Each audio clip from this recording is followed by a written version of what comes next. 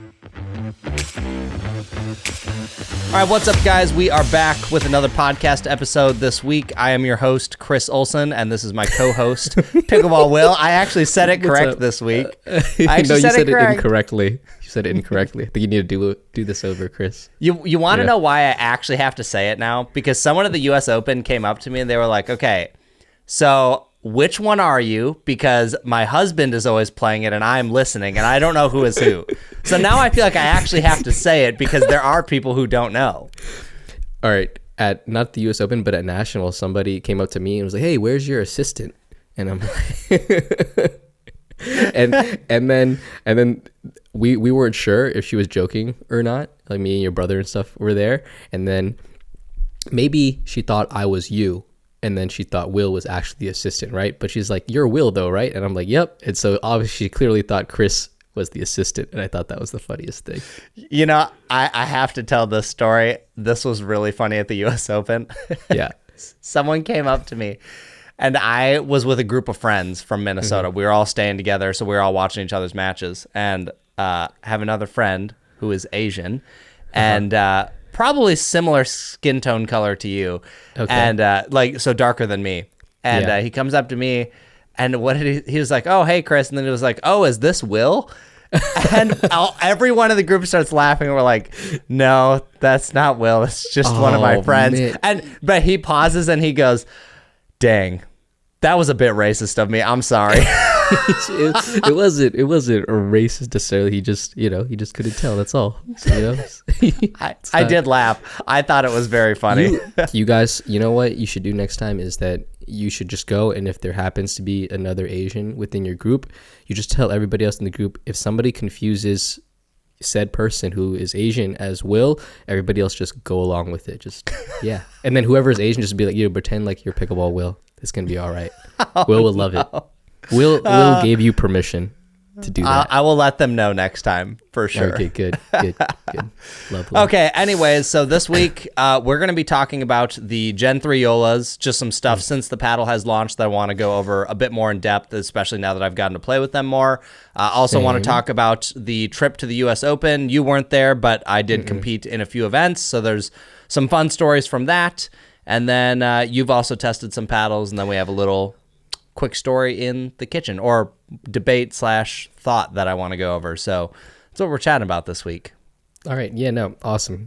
For you guys watching right now, you may see that the background looks a little different. I have some guests over and my regular studio space has been taken over by none other than Jeff Lee Pickleball.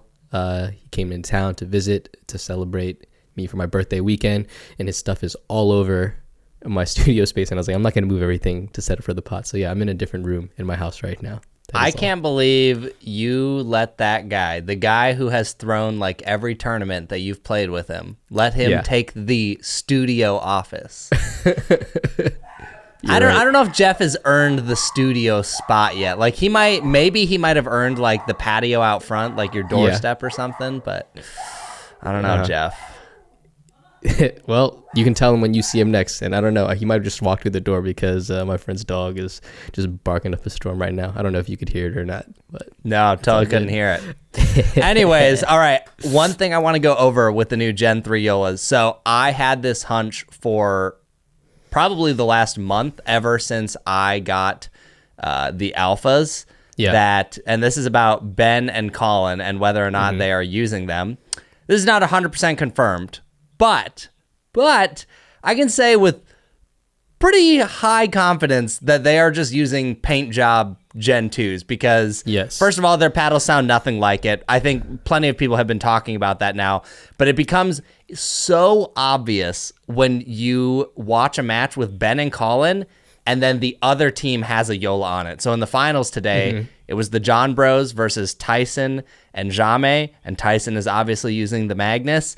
And their paddles sound nothing like the Magnus. And now before I had the Alpha, I didn't know if the cores were different. And now that I know they're all the same and they all make roughly the same noise, I'm like, okay, it's so obvious you're not using it. So it's like tennis. This is I think it's happened before, but this is the first major time I have seen just a paint job of an old iteration that the pro is using. Yeah, no, that's totally true. I mean, they didn't say it, when I talked to them at the event, but they alluded to the fact or the point that they don't use the new paddles. You kind of ask them like, oh, what do you think about it? It's like, yeah, they're pretty powerful. I'd like to stay dialed in. They say things of that nature that just, they're not 100%, I guess, fully on board by their tone and the word choices they use. I'm like, okay, yeah, they're definitely using the older models. And yeah, like you said, you can hear it. And out of all of the paddles, out of all the new Gen 3s, I actually think Tyson's, the Magnus 16, is the most poppy out of all of them. That's my opinion.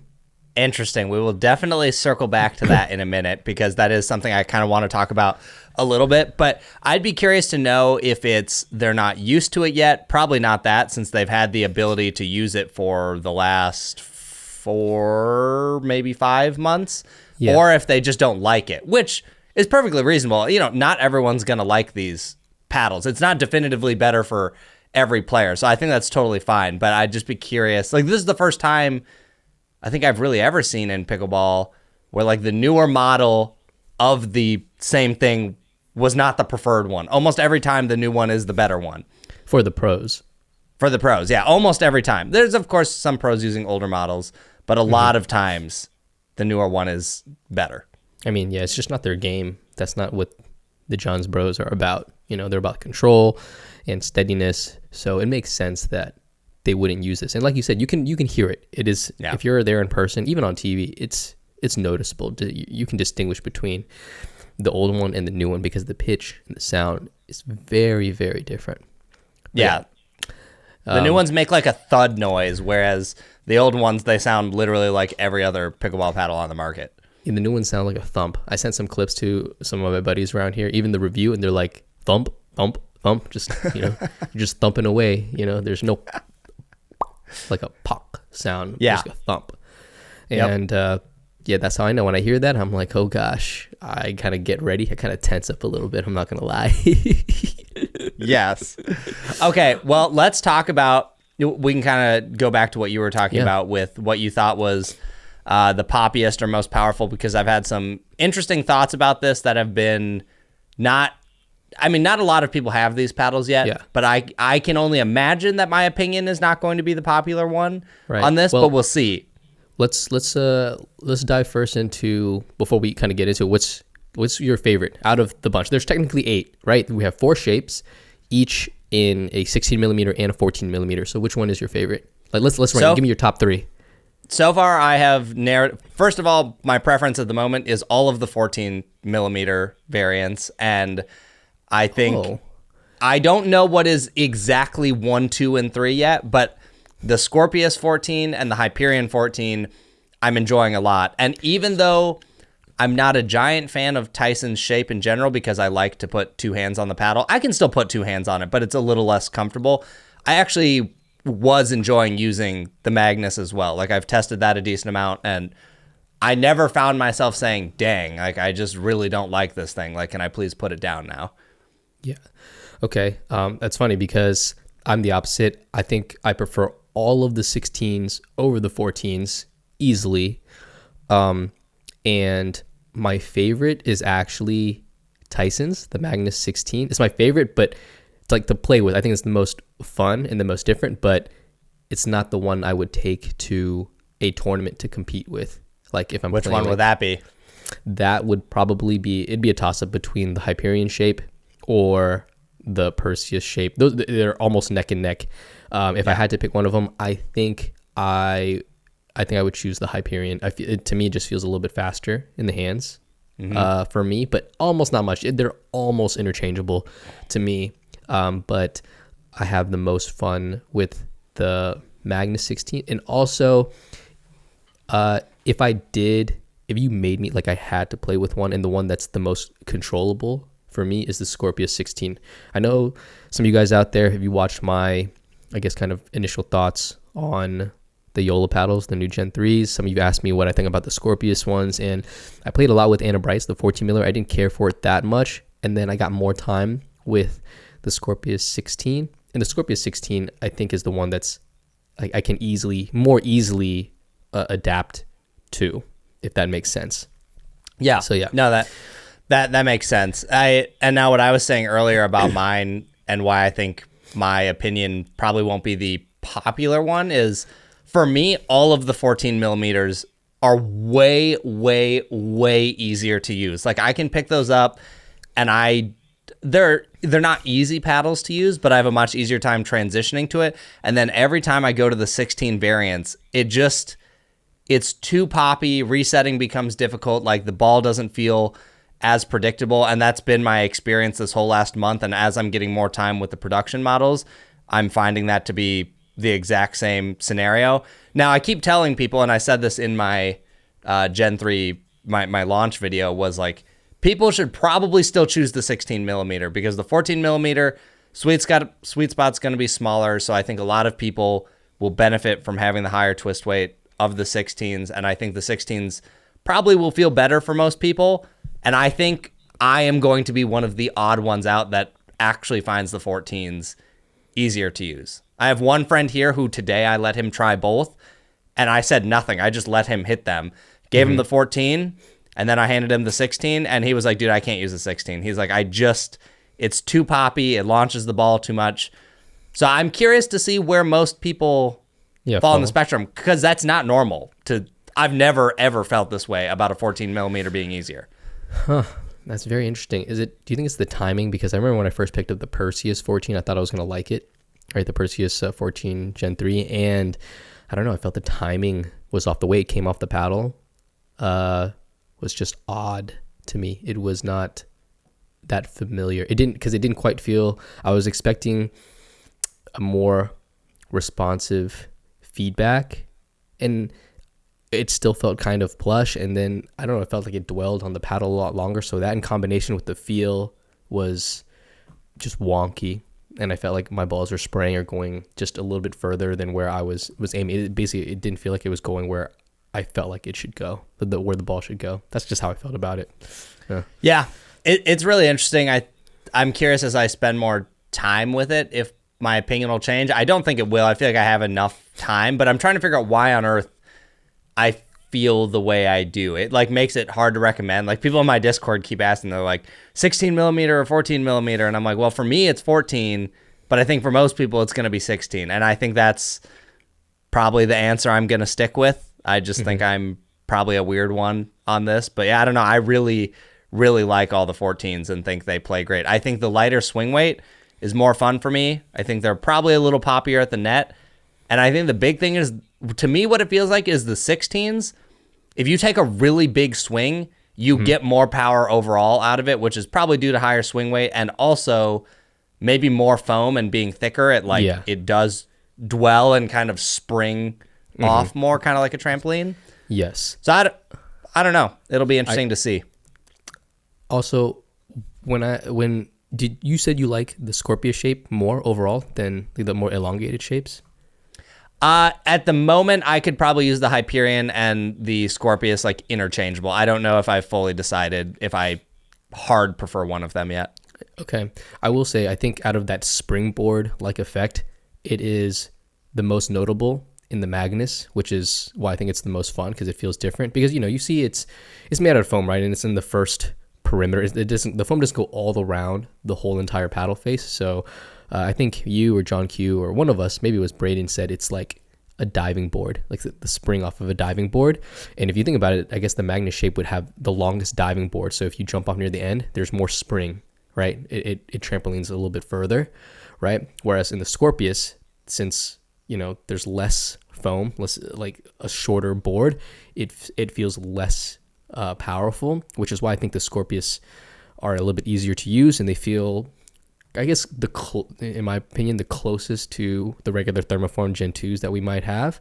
And I don't know, I think that's why the Magnus is a lot of fun. And also, you can choke up on the Magnus, and because of that extra, pop and power it has, you can do some strokes that you normally wouldn't do in pickleball. Not that you wouldn't do them, but you can choke up on it and kind of hit like looping forehands, kind of like you do in table tennis, right? Sure. And it works. Like, I can Batman and do my scoop shots super easy with the Magnus, and which is why I think it's the most fun.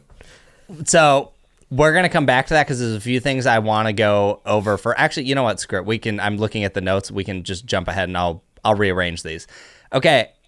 So what's interesting about why that probably works is these for sure get more spin than anything I have ever hit. And that was clearly evident by John's tests where some or one of his paddles was nearly hitting 2,500 RPM. It was like 10 or 20 RPM off. And I didn't bother testing a bunch of mine because I mentioned in my video, like a lot of them didn't pass the Starrett that I have. Obviously, I'm not NTS or the USAP lab, but they didn't pass for me. So I was like, well, it doesn't make sense to like publish numbers on a paddle that wasn't passing. But it seems like a lot of them might be like that. People are talking about how gritty theirs are and it sticks to their shirt and blah, blah, blah. And I'm like, dude, that combined with the extra dwell time, no wonder you can get away with looping that stuff. Like you can hit, some of the shots you can hit are just stupid.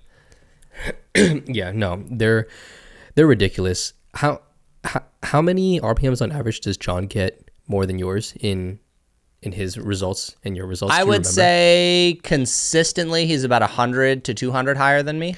Yeah, he's also, I think, the same with me. At least when Braden brought out the radar gun that they were using, we were hitting the same paddles, and John got 200 more RPMs than me every single time.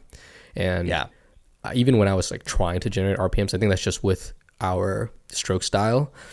And I'd be very curious to see if, if that is kind of like the norm. I should go, when next time I visit you, I should just hit a few different random paddles and see what my RPMs are and see if there's an average, if I'm above or below yours, and also next to John as well. And then what I found very interesting was that with the Scorpius, I think 14, the Anabright, I hit with that and I only got and this one was super good. I only got 1600 RPM with that. But then when I switched over to the Perseus or the Hyperion, I got 400 more.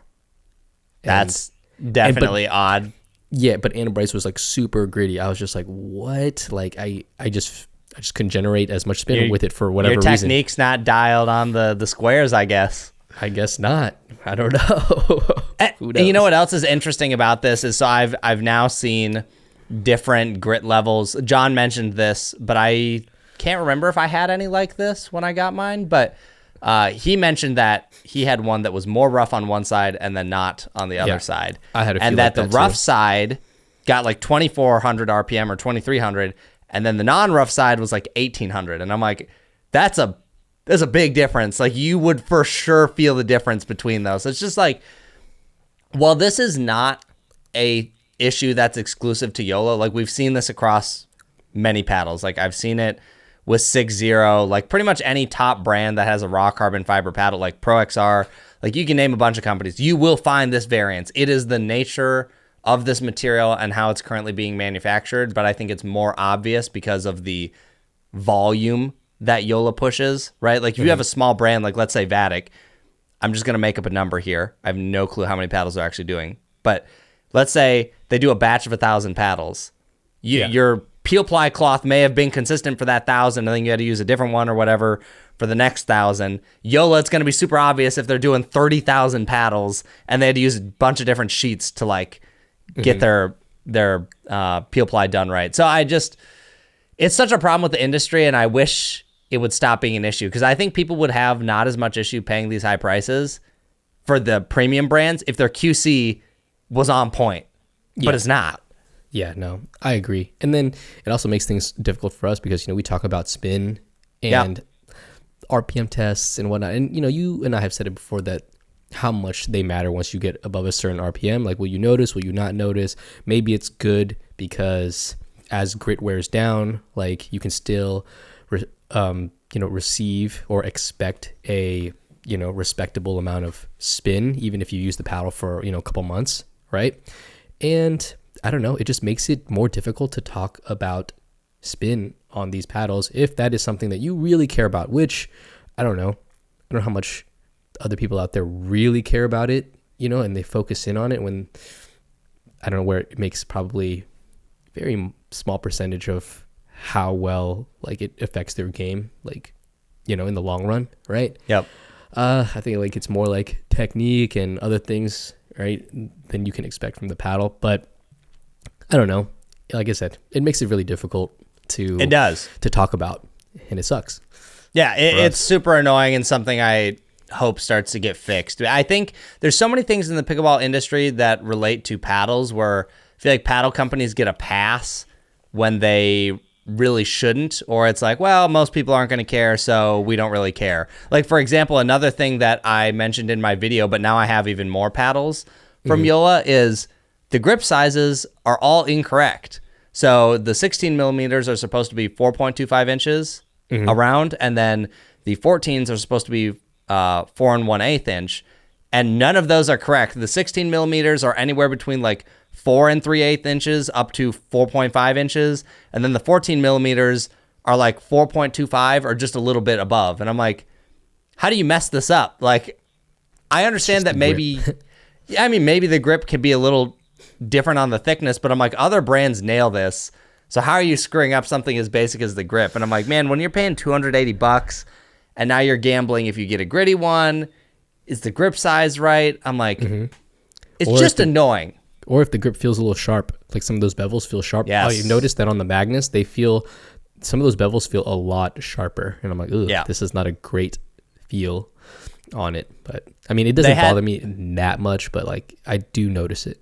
No, they had that issue last year, and it really annoys me compared to a lot of handles. I mean, it's not the worst feeling handle in the world. I would take that over other things. But the Hyperion that I had at the U.S. Open, I took the original grip off and then added 2 over grips on top of it because the bevels were just so sharp that I was like, this is annoying me when I hold the paddle. So I was like, I need 2 just to like soften that up.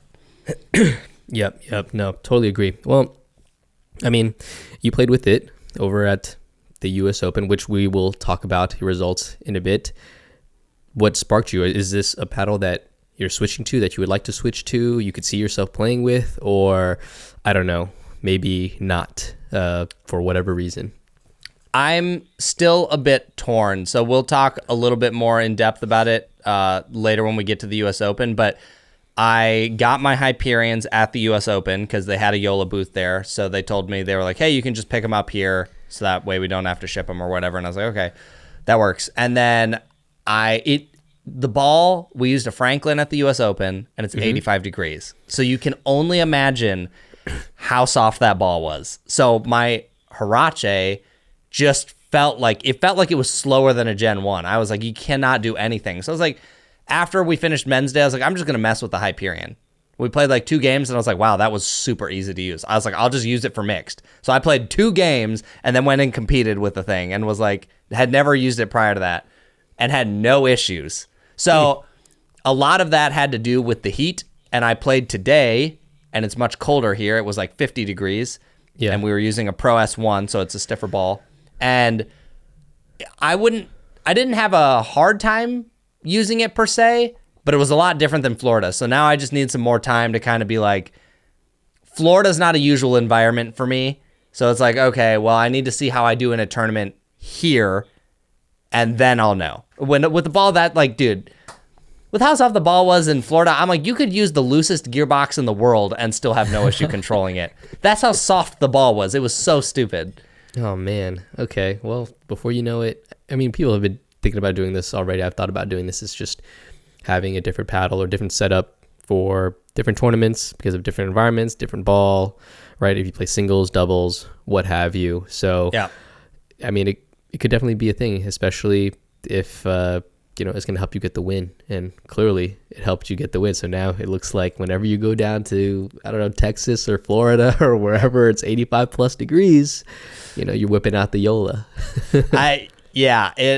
It was definitely handy for that heat. But I would say there's potential for me to switch. I don't want to say that I will yet because, again, I just need to see it in more high-pressure environments that aren't Florida. But it's very good and has potential, but I want to see how the rest of it shakes out, like QC-wise and whatnot. Because I don't want to be, it's funny, like I could have basically any paddle I want, and I could probably have as much of them as I want. But I still I feel bad asking for a bunch of them. So I'm like, if these are gonna break, I don't know if they break yet, but I'm just saying, like, let's say they break a bunch. I don't want to message Joola over and over and over and be like, I need another one. I need another one. I need another one. Like when I main a paddle, I'll just use the same one for like 3 or 6 months. Mm-hmm. Like I don't just have like 20 of them that I just like cycle for a fresh grit or whatever. Yeah, well, that's not what everybody probably thinks. They probably think I know. Have 10, 20 multiples of every single paddle out there.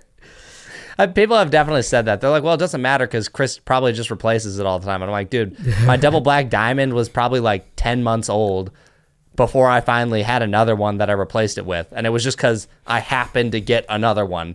I don't even know if I asked for it. Yeah. Anyways.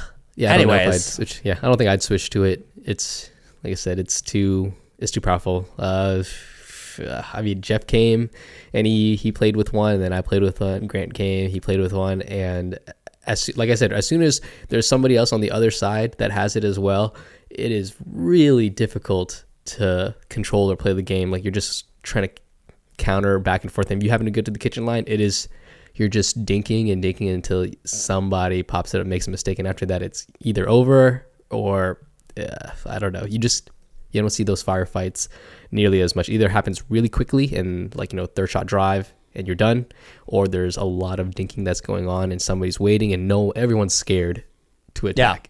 It's funny. The Joola it's kind of similar to the gearbox. I experienced this where it's really fun when you're the only one that has the paddle. And then when other people have the paddle, you're like, this isn't fun anymore. Exactly. And that means that we can get into that now.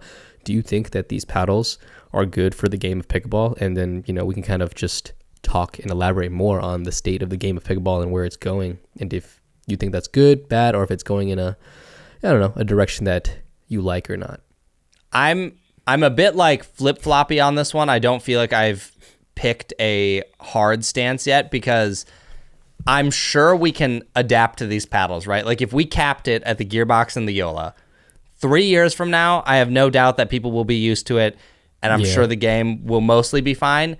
However, I think I would like to not see these types of paddles in the game. I think it does things and changes the game in ways that isn't necessarily better. Like when you play other people with this, it's just a giant bang fest. Like it doesn't feel like it's what pickleball. Okay. Okay, continue. I thought you had like a technical error. Nah. I see why you did that. Yeah, I got like a 14-year-old co-host here. Jeez Louise. Holy moly. Yo, dude, if you're watching this or you're listening to this, tell me in the comments that you didn't hear what I just heard and you had to pause right there. Somebody clip that. Somebody clip that, please. Oh my goodness. Okay, anyways, moving on. Yeah, it does things to the game that I don't think we really want it to go there, and I think the game is more fun when we don't have this level of power, in my opinion. I mean, you hear pros complaining about it. You're going to hear amateurs complain about it. I mean, think when we were at the Joola event. The first hour or two was everyone just like ripping balls. Yeah, because they could, and they wanted to see what they could accomplish with them. Yeah, and it's just like, I don't know, it's not that fun when every thing is a drive or a shake and bake, or I don't know. It feels like it kind of dumbs down the game in certain ways. Maybe in other ways it makes it a little better, but I don't know. I think overall it's a net negative for the game. Net negative. Okay. Yeah, you're thinking at this point, why not just play tennis? Nah, I'm definitely not there yet, but it changes in ways that I don't fully agree with. But, if this is what we get stuck with, well, I guess we're stuck with it. I don't even blame Joola. Jola's not the problem here. The problem is us. We're the problem. The players out there, they just want more power. More power. It's probably not wrong. But USAP and PPA, I'm like, you guys need to take a stance and figure out what the heck you want this game to be. Because they do all these things where like, oh, we don't want the serve to be a weapon. And then we just keep allowing paddles that make it more and more of a weapon than it's ever been, ever in the history of pickleball. Would you rather have this pace and speed, or would you rather have the spin serve? I think I want to say the paddle. And the only reason I say that is I think, and I was for keeping the spin serve. So let's make that clear. I liked it, and my game was better for having it. But I think had we let it continue, people would have start doing some crazy grip strength exercises and gotten like some absolutely insane RPMs snapping that ball to the point where they could probably consistently get it to land near the kitchen and then just bounce into a fence. Or so I think if we had done that, it would have had probably some decently negative impacts on the game. Whereas this paddle, while it probably will also do that, I don't think it will hurt it to the same extent. Okay. That's good. Good take. I like that. So I don't know. We'll see. I think USAP and PPA have really messed this up. And who knows? Maybe this is what they want. But I'm like, it sure doesn't align with a lot of the rules that they try and put in place, like limiting power on the serves. I'm like, yeah, look what they can do with these things. Yeah, no, I totally agree. In fact, I guess to counter that, I've been having a lot of fun playing with trainer paddles as of late, like the Franklin trainer paddle that you played and did a video on not too long ago. There's like we now have nights now where me, my buddy Mo, Janine, and whoever we all have one, and we're like, okay guys, let's set up a game and we can only play trainer paddles, and it is a lot of fun. Grant came over and we played some singles, and you can't rely on the power as much. It's all like touch, finesse. It reminds me of how pickleball was, back in the day, like 2 years ago. And he totally wrecked me. We were playing singles. He did the Batman on me in singles, and it was like he did a full 360. It like hit the line, and I was like, oh my gosh, I can't believe you used my own move on me. I was so those Franklin trainer paddles are a ton of fun. Like the times really that I've used it with friends, it's some of the most fun I've had playing pickleball. Yeah, and I think that's like that was way more fun than having some Joola paddles to play with. Yep. I think we should have tournaments or events where we just play with trainer paddles or like wooden paddles just to see. Trainer paddle would be sick. That would be fun, right? Because then that's really skill based. Like, and if you can generate power with them, your technique is sound, and that's great. You have an advantage over people. But other than that, it's kind of touch, focus, and your hand-eye coordination, and like how good you really are. I feel like that it's more in line with, I guess, what pickleball kind of is or represents in at least as a paddle sport and game. But if you guys haven't tried already, like get a trainer paddle or even the paddle from Pickle, Pkoll, which is actually, here's the thing, that paddle is actually USA approved, where the trainer paddles are not, I don't think. I mean, I feel like they could easily be approved, but they just don't need to. Yeah, they aren't, but those are a lot of fun. Don't sleep on them. If you are sick and tired of these super juiced up paddles and you want to have some fun with your friends again, that's a good way to do it. Something you said there, talking about how it's a little bit softer and it kind of reminds you of like how pickleball was before. I actually wanted to talk about that because playing in the heat with the Franklin ball, I have not played pickleball this slow in I couldn't tell you how long. And I think that's largely because most tournaments I play or have been playing, they've all been Dura. So even in the heat, they're still a little bit faster. Yeah. But I thought this pickleball was some of the most enjoyable pickleball that I've played in a long time at the US Open because, and there's going to be a lot of counter arguments to this, but hear me out. It was super enjoyable because the hands battles are way longer than I have experienced in a long time because it was harder to put the ball away. Overheads were easier to get back, so points were longer. Like there was a lot more back and forth, like going into a hands battle, reset, dinking, back into a hands battle, overhead, maybe there's a reset. Like instead of right now where it's like, oh, maybe hit a speed up and it just hits you because you didn't have time to react, or you hit a speed up and one counter and the ball was over. I was like, this US Open tournament felt like what pickleball was meant to be, or what makes pickleball fun. And it's not like, man, I'm just going to blast a drive and like points over. Of course that can still happen, but I don't know. That's why I like the timing of this tournament, and these paddles couldn't have been better.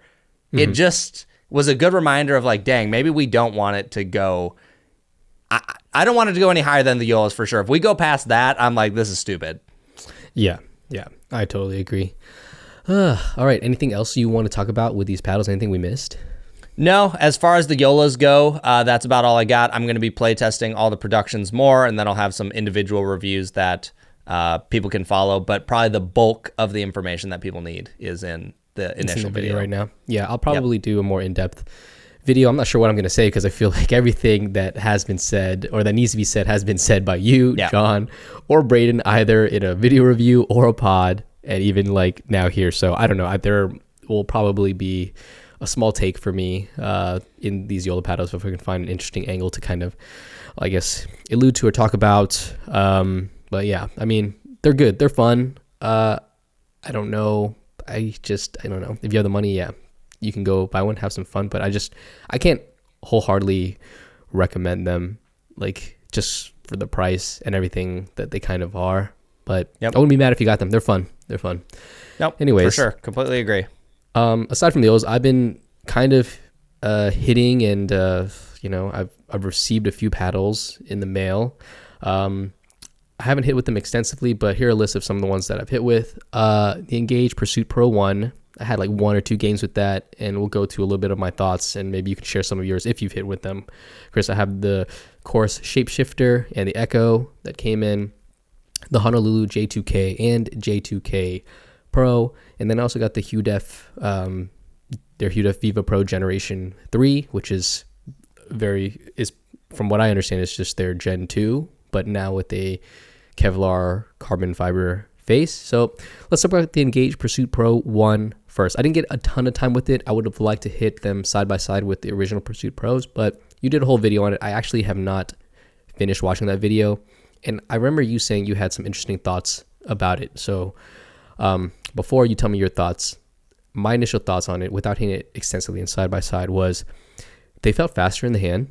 I didn't put that on my graffiti machine to test the swing weight, so I don't know if that tracks with what you got.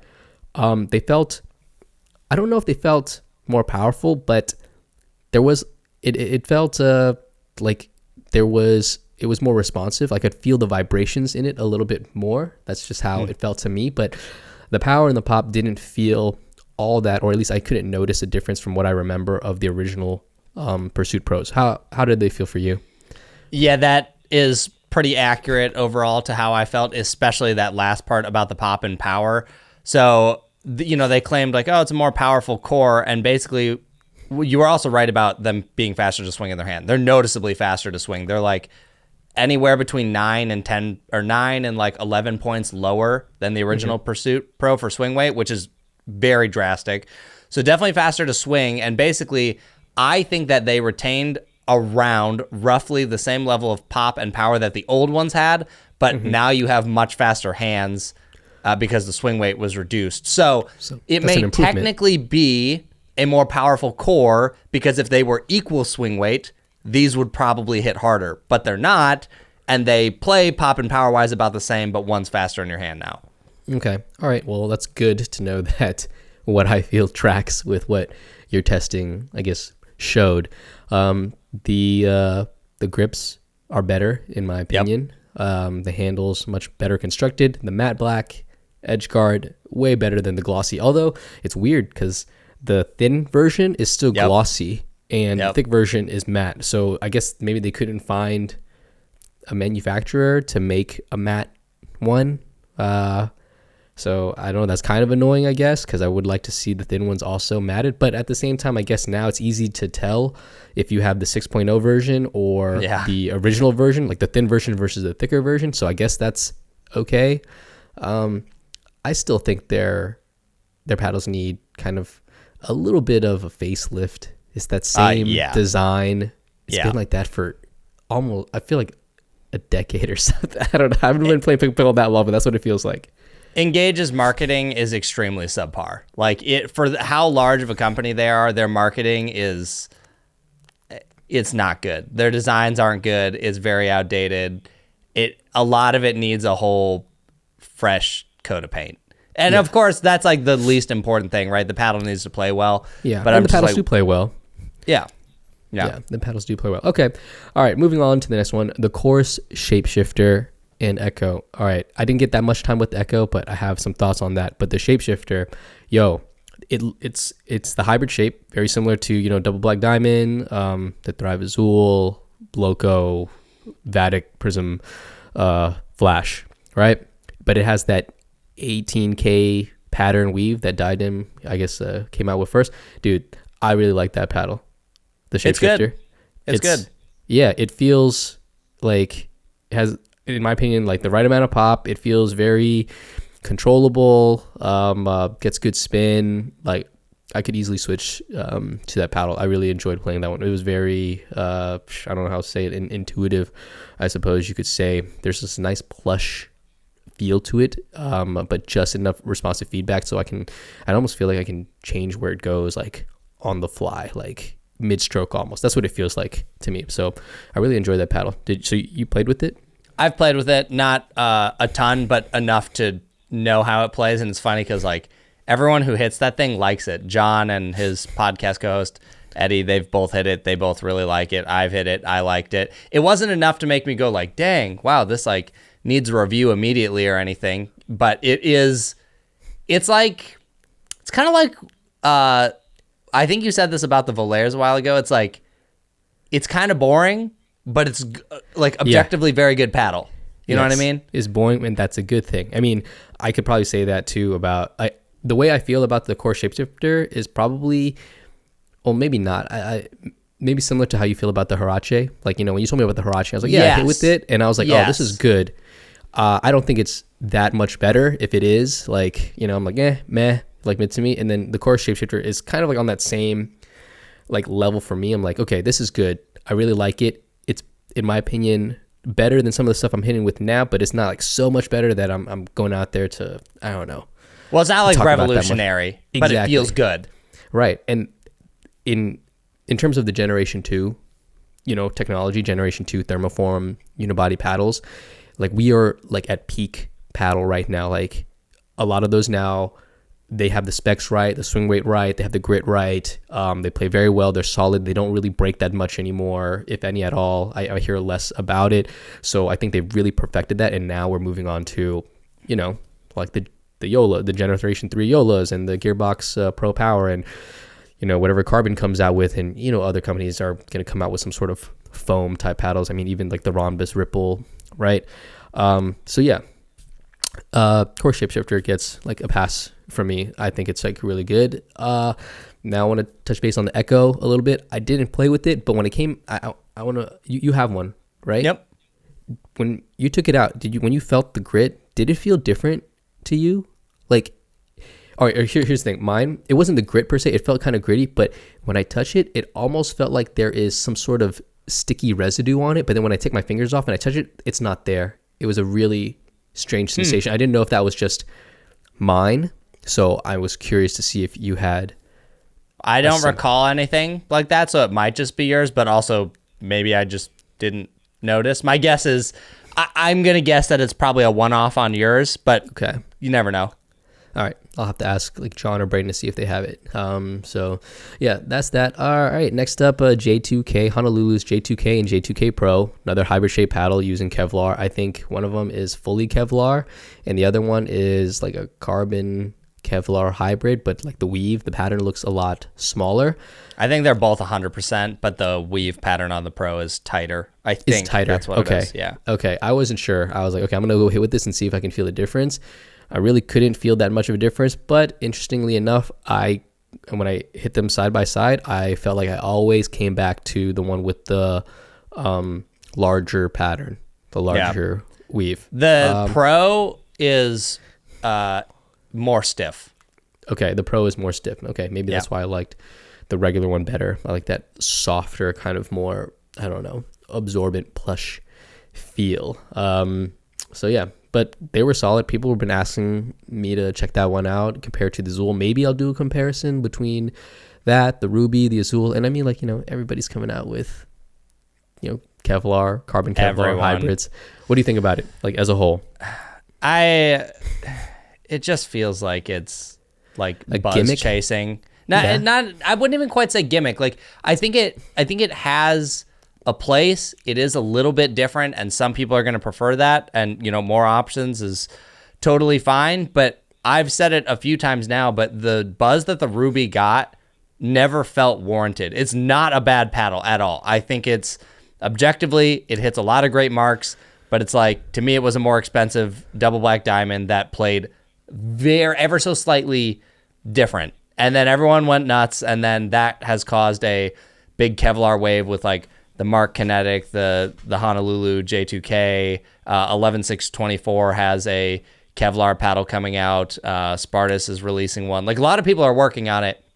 And to me, I'm like, I don't know why we're focusing on this when I feel like there's other things that could be being focused on that are better. But I think the Ruby did so well that other companies are like, well, let's did well. Some so of that. let's capture some of that. And okay.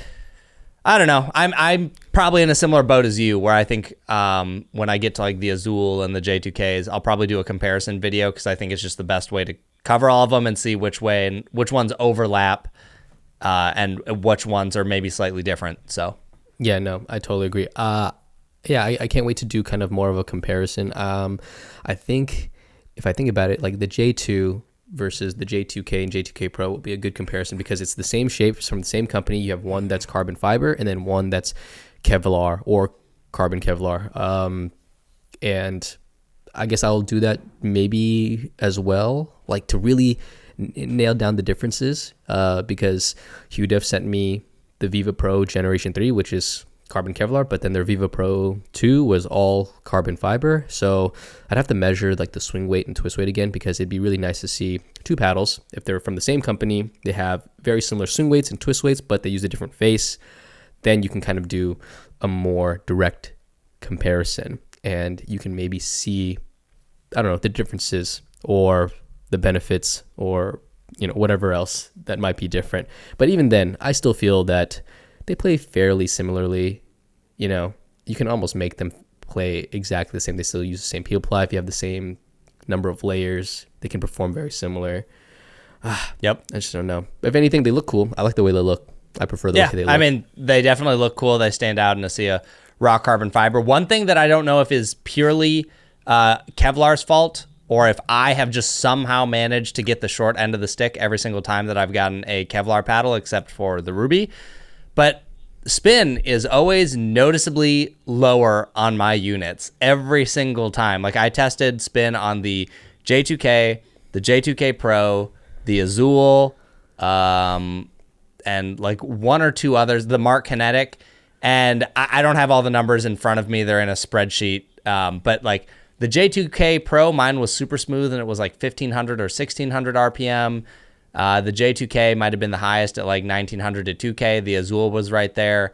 And then the other ones were like 16 to 1700, maybe 1800. And I was just like, every single time mine are super low. So I don't know if it's the peel ply texture has a harder time working with the Kevlar surface or if maybe I'm just getting smooth ones. Yeah. And, you know, like we talked about, there's that variance in pickleball. Or, I don't know which it is, but. Or it could also be, I think it's now even important to consider that your stroke style could also affect how you generate spin. You know, it totally could. The only reason I think it's not necessarily that is one, because the Kevlar paddles don't play that different from carbon fiber.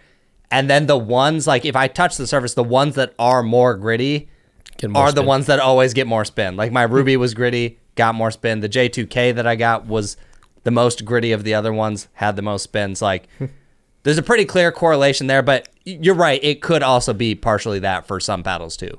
Yeah, because I noticed that sometimes you change up your stroke sometimes based on, I don't know, the paddle. Like when we went to the Joola event, I saw you try to do some strokes that was very odd for you, where you just to brush up on the top of the ball just to generate RPM without generating pace. But maybe that's what you were trying to do because these paddles already fly, you know? Yeah.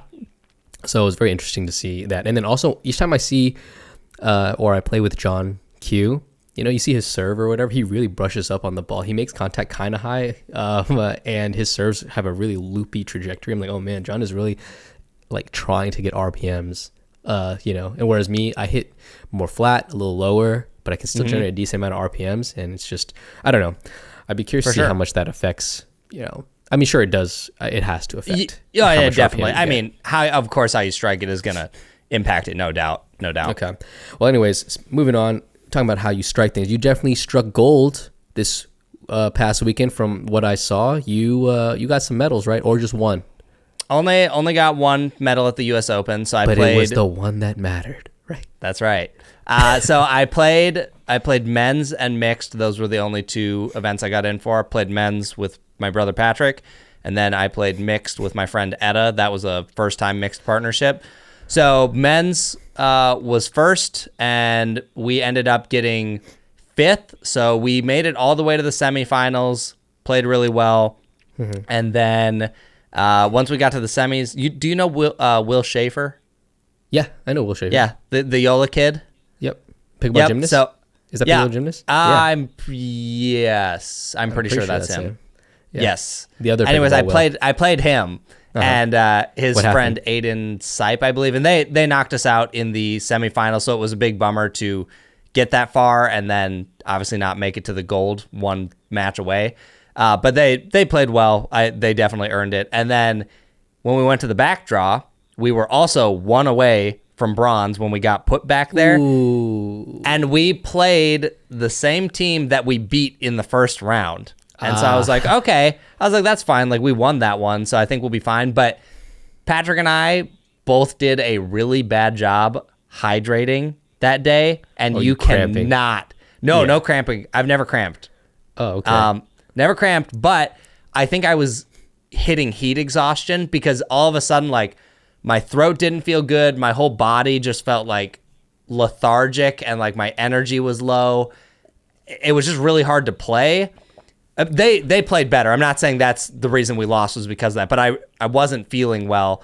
But they played a lot better in the back draw match than when we played them in the first round match. I believe it was, hang on, let me scroll down. I have their names in here somewhere. It was Nick Stone and his partner Thomas. And I think they beat us 15-8 around there. So they had a very clear win. But that one was frustrating because I was like, man, I wish my body had been better. And then, when you beat them in the first round, you're like, well, we know what to do. Just do the same thing. Yeah. But they knew. Yeah, but they knew too. They knew. Okay, we know what not to do. Let's not do the same thing. They for sure had to know because I think it was pretty obvious what our plan in the first match was to win. And what was it? Wait, what was it? I can't remember which was which on the team, but we just realized that one of them, their backhand dinking, was like if you just hit like a million backhand dinks, I could go longer than he could. So that was just the plan, was to just do that until he messed up. Or you had a high ball to put away. Yeah, it was a very boring match. I'm sure if people watched it, they'd be like, it's just dinks.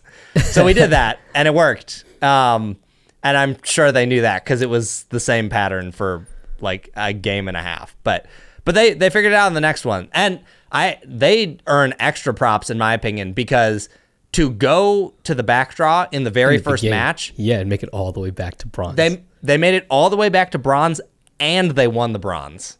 Nice. Yo, so that's sick. I feel like my spirits would be very heavily crushed going out in the first round. So to make it all the way back, I think is really impressive. And they played great. So they earned that win, no doubt. Awesome. But yeah, as far as men's day, other matches, they were fine. That was kind of the day that we got acclimated to the Franklin ball. It was so funny. Like the first few matches, it was like you could tell you were getting ready for a counter and you would like miss because you were early. And I was like, I've never been early on a counter in my life, like ever. So you jumped, they countered at you, right? They sped up, but you jumped and you landed before the ball even came. Like, oh crap, I'm ready. No, seriously, that's how some of them felt. It was like, what's going on? Like this has never happened. So that was like so weird to adjust, but it was like, I kind of like this. This is nice. And that's nice. I hadn't thought about this. If you live in Florida, and you had to come to, say, Minnesota and play an outdoor tournament in 50 degrees with like a Dura, it would be so hard to go from the Florida heat to this because the ball's so much faster versus if you're used to the fastball here and you go there, it's easy. Everything's easier. So I don't know. I wouldn't want to live in a warm state and then play in a cold state. I think that's harder. Yeah. Well, but also if you're in a warm state, you can play year round. So you're getting so many more reps in. No, but you just play indoor here. Okay, I still play guess year that's true. round. Okay, you're right. You're right. but I will say, hydrating is like, it should be its own event out there, because like I said, I didn't have enough electrolytes that day. I might have had like one packet in the morning, and then I just kept drinking water, which I knew was bad, but I don't know. So on mixed day, between every match, I had a packet of Element, which is 1,000 milligrams of sodium, which is a lot.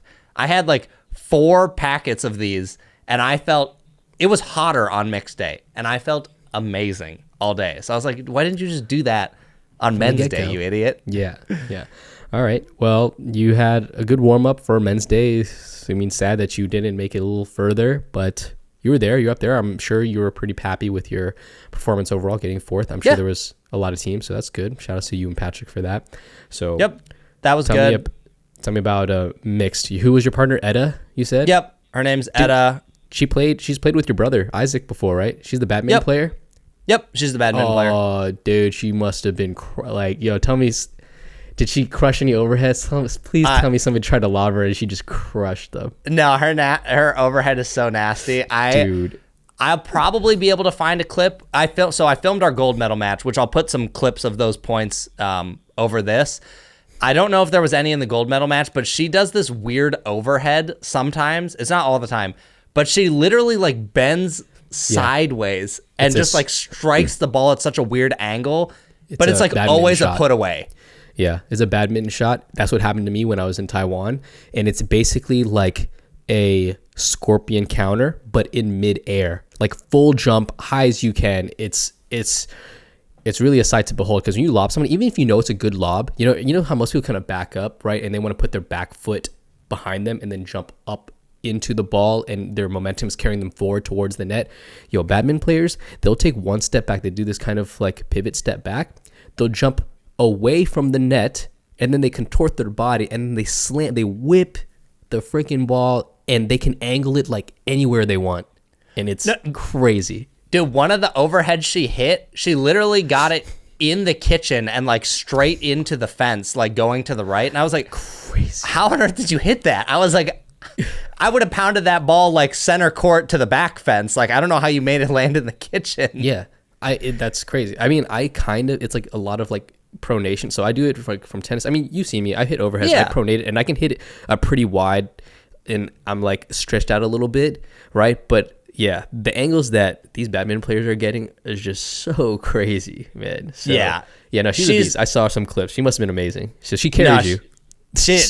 I'll take it, dude. It's funny, actually. I told her, I said, I think it was the day before mixed. I said, Edda, if we get gold, I will let you take any paddle you want from my office. Okay, you got it, obviously. We obviously ended up winning. She hasn't taken anything yet. She hasn't tried a lot of paddles, so I'm just gonna bring a bunch of like nicer ones and like let her demo, and then pick out what she wants. Yeah, so she'll try some out. I think that'll be kind of fun. But she's also tall. I think she looks like she's 5'11" at least, or maybe close to 6. 5'10" to 5'11". She's like in that range, and I feel like a lot of people aren't used to playing a taller woman. So like she can take a lot out of the air, like obviously overheads. Also a taller, like not even just that, but a woman with that over. Like I haven't even played against guys with probably overheads like that strong. You know what I mean? Maybe like I guess James Ignatowicz, but still like to be out of position to hit some of those angles is just nutty. Yeah.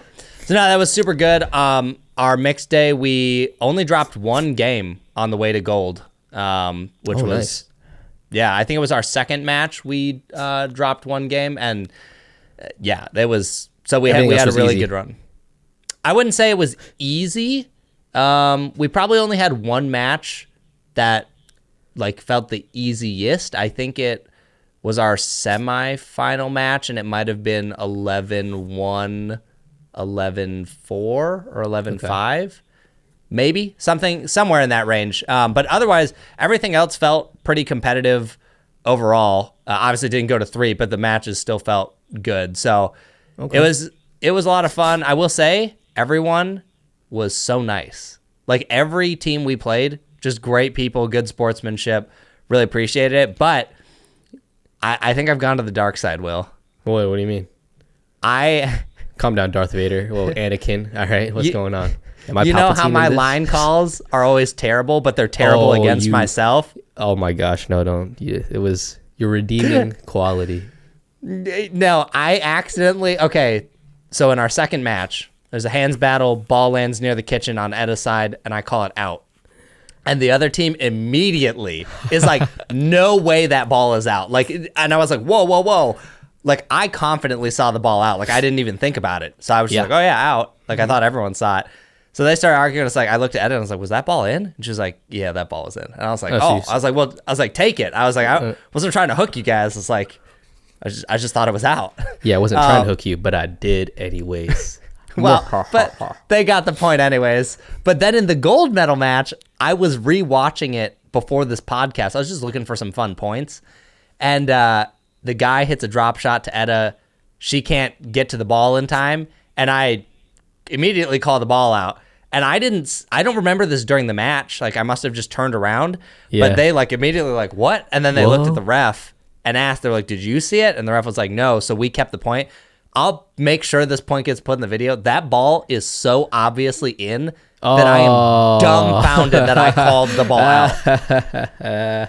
All right. If this tells you anything, so we exchanged numbers, me and the guy, because he was like, can I just have the video to watch later? And I was like, oh yeah, I'll send it to you. And I texted him today with that screenshot, and I was like, I am so sorry. I was like, I was not trying to hook you. I genuinely thought that ball was out. And he was super nice. He was like, don't sweat it. He was like, he wasn't mad or anything, but I was just like, I was like, what is wrong with you, Chris? I was like, you went from generous to like terrible line calling. No. You went from generous to normal. That's what it was. Maybe it is normal, but it's not the normal that I want. Everybody has at least one or two bad quote unquote calls. You know, it's not intended to be, like you said, a hook. It just happens to be a bad call because you saw it one way, and that's just how it goes, man. It's okay. Yeah. We live, we learn. I guess it just feels really bad. I don't know. Maybe it's because like more people are aware of me. It just feels like it will come back to bite me later where people are like, look, this guy's terrible line call. You know He's a liar. He's a liar. Yeah, exactly. No, it's going to be fine, Chris. No one's going to say that about you. All right. Yeah. Okay. Hopefully not. Yeah. But anyways, so got the gold. That was super exciting. I feel like, US Open, like being the tournament it is, it's exciting to get a gold there. I mean, there were 4,800 competitors. Like there was a lot of flipping people at this tournament. Yeah. So still run well. Good environment. Still one of the best amateur events you've been to. It's not even close. It's the best amateur event in pickleball. Obviously there's tournaments I haven't been to. I haven't been to like Beer City Open, but every tournament that I have personally been to, this blows them out of the water. They have good bathrooms, like they're AC'd, they're individual units. I mean, there's a bunch of different types of bathrooms there, but there are definitely nicer ones there. They have great food trucks. The food tastes great. It's expensive, but you can expect to pay expensive for a food truck.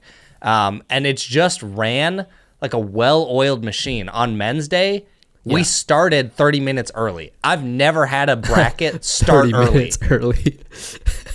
In Somebody's fact, coming late, and they're like, no, it's early. Literally, when did they start early? I was upset, actually, because I didn't get enough time to like stretch and warm up that I had planned for us, because I was like, I've never been somewhere where they start a bracket early. So I was like, no way. So that was weird. But then also, you would turn in your scorecard, and you were playing another match within 10 minutes of turning that scorecard in. Oh, wow. I wonder what system. Yeah, versus like PPA, where you wait like 2 hours. Yeah, it's like even 2 hours being generous sometimes. Yeah, I mean, for some tournaments, definitely. So, obviously, they have 64 courts. They have more days to run the tournament. But still, this is the amateur experience that I think people actually want and the things they actually care about. So I feel like Grand Slam. That's what they expect from like PPA Grand Slams. That's what a PPA Grand Slam should be. You know how they have like, people might not actually know this, but the PPA technically has tournaments that they call their slams. And I'm like, if you want people to care about those, amateurs and pros, do an event like the US Open where more courts, like more vendors, better food, like more on the line. Like it would make that slam actually a slam. The US Open should be a slam. Yeah. All right. Well, You heard it here first. I guess I don't know if they're gonna make that happen. It could be. I don't know. I mean, they did the Nationals PPA combination thing last year. I don't know if they're gonna do it again this year. And I don't know. What if they do another U.S. Open PPA collaboration? I don't know. It could happen. Oh, that's already not happening. Why not? It's just not. U.S. Open, or sorry, Nationals is being ran by USAP in Arizona, and PPA has their, I can't remember what they're calling it. It's something championships, and it's the week before Nationals at the same venue that Nationals was last year. Okay, gotcha. So it's definitely not happening. They're competing now. All right. Yeah. Okay. So we'll see who runs it better.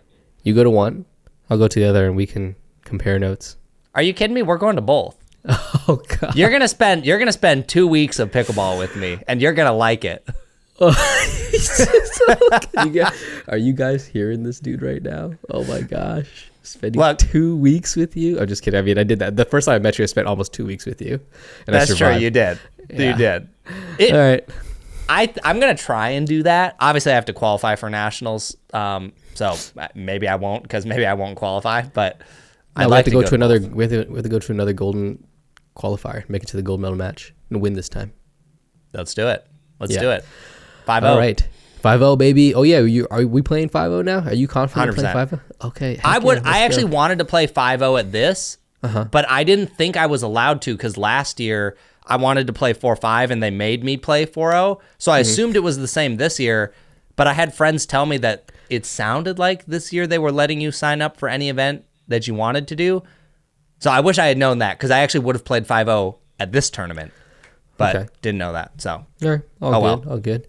All right. Anything else you want to talk about, or say about the U.S. Open?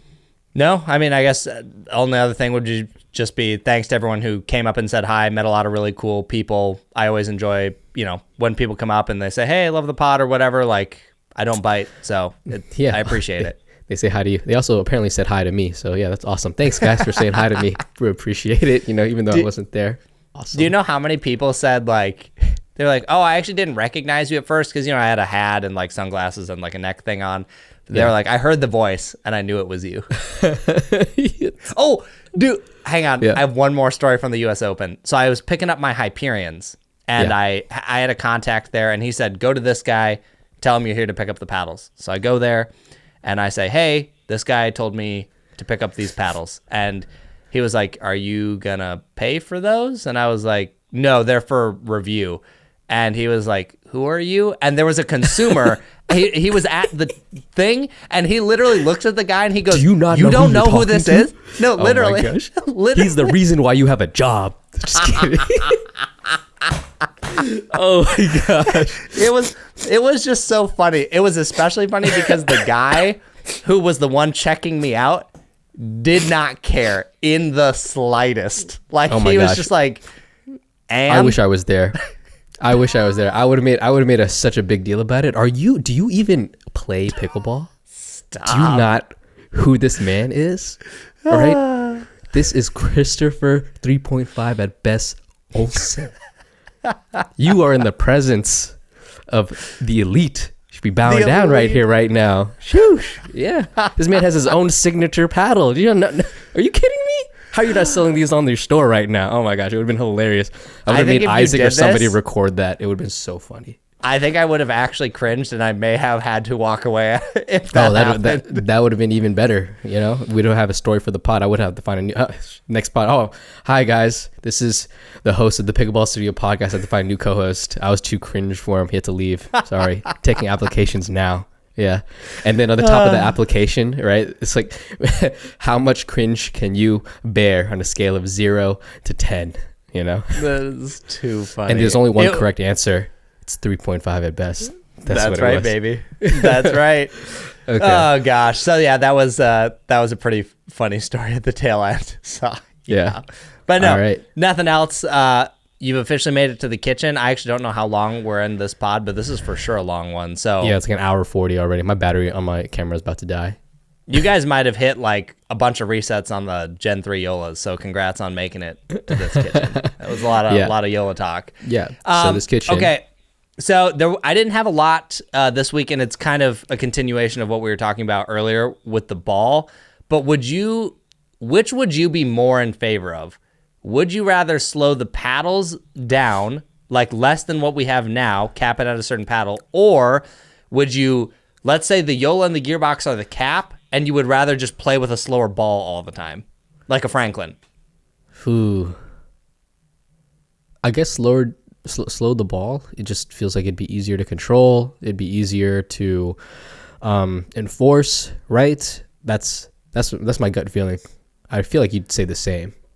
I'm torn. That's after playing at the US Open, that is where my gut went, because I was like, wow, the Gen 3 Hyperion 14 that I was playing with, I'm exaggerating a little bit here, but it felt borderline like a control paddle in Florida. Like I had zero issues resetting or playing with it. It felt like I was playing with my Hirache. That's probably, but maybe just a little bit more power. Like it was not hard to use versus at home, it's very hard to use. So that part makes me go, oh, the ball would be fine, but I don't know. Part of me thinks like if the 002 was all the more power we had and then a Dura, I don't know. I could kind of go either way, but I'm very curious what the audience thinks. And if you've made it this far, definitely let us know in a comment down below, because it's tough. I don't know. I don't really know which way I'd rather go. We know something's going to happen in the future, right? Because I think you and I both agree that these paddles are getting too hot. The game is getting like too fast, where there's, I don't know, maybe no counterplay, or it's leaning that. So something's going to happen. Either, they rain down these in these paddles, or the ball changes. We don't know which one it will be, but I think within the next 2 years, something is going to happen. Maybe even sooner than that, I think it's probably more likely that they target the paddles first, or I'll be shocked if they don't. Like if USAP or PPA doesn't take a stance by 2025, I'll be dumbfounded. That will be the biggest oversight in recent pickleball history if they do not cap some limit or have a new rule with exit velocity or whatever the heck they want to do to measure it. Like that would be insane to me. Yeah. All right. Well, I guess we'll see. I think that's it for this episode, unless you have something else you want to say. And was there anything else you wanted to say, Chris? No, I think that's pretty much it. I guess I just want to remind everyone that I'm the host, Chris Olson, and this is my co-host, Pickleball Will. Oh, you know what? It's your birthday in a couple days, so everyone should say happy birthday to you. Oh, yeah. Maybe when this episode drops, it might be my birthday, or it might be the day right before my birthday. Who knows? I think it's the day before when it should be out. So happy early birthday. Thanks. What are you, like 18 now? Yeah, that's right. Old enough to drive. Old enough to drive. Yeah. Hey, you know what? Maybe now when we do these trips, you can do some of the driving. Oh, nah, I'm all right. You can drive. I like to sit executive in the back and knock out. It's all good. Isaac can have shotgun. Oh my gosh. That's funny. Okay, well, happy early birthday. Thanks, and man. We'll catch you guys next week. Peace. Later.